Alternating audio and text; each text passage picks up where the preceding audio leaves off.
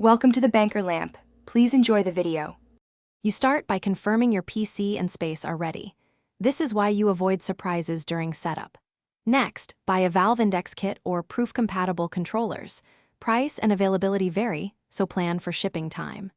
Once purchased, install Steam and Steam VR immediately. Make sure your headset drivers and Steam account are active.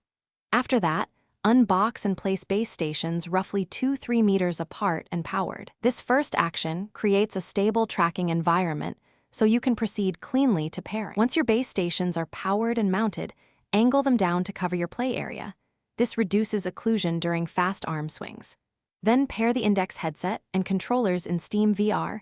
Follow firmware updates right away because they fix drift and latency.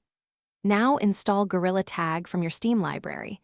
Launch it once to allow Steam VR to set default bindings.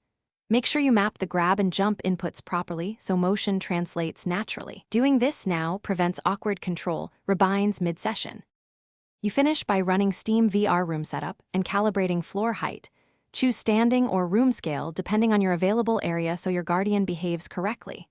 Then jump into Gorilla Tag's practice area and test basic swings, grabs, and climbs while adjusting controller sensitivity and headset IPD. Incremental tweaks improve comfort and performance.